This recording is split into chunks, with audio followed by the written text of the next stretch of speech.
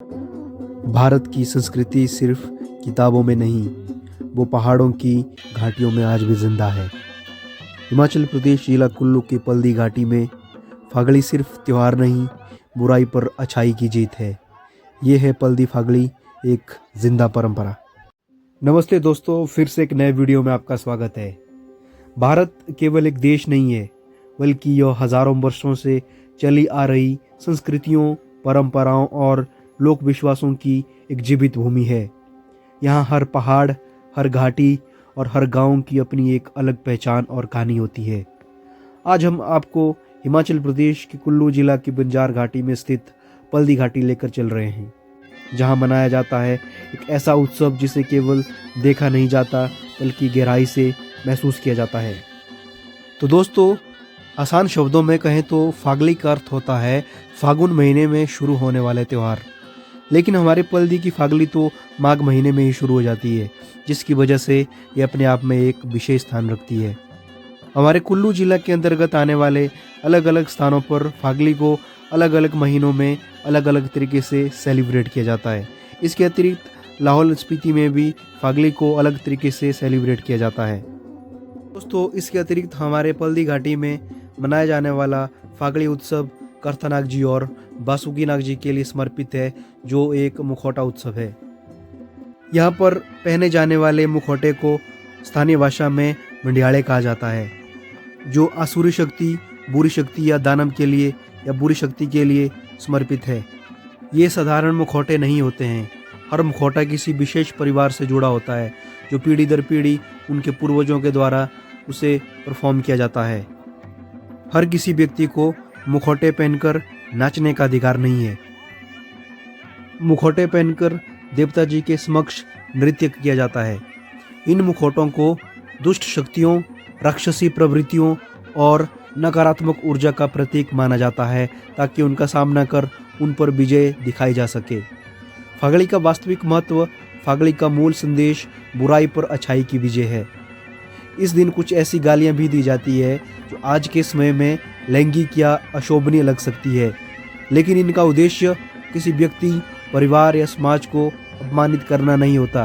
ये शब्द केवल बुरी शक्तियों को भगाने के लिए प्रयोग में लिए जाते हैं।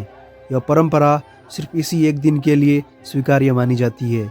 यह हमारी संस्कृति का एक कठिन लेकिन गहरा और प्रतीकात्मक पक्ष है। पल्दी की ये फागड़ी देवता करथनाग जी के कारण विशेष स्थान रखती है। ब्राग मंडियाड़ा यानी बाघ के समान मुख वाला मुखौटा इस पूरे उत्सव का मुख्य आकर्षण का केंद्र है। इस त्योहार में 60 मुखौटे वाली शक्तियां यानी 60 मंडियाड़े नाचते हैं।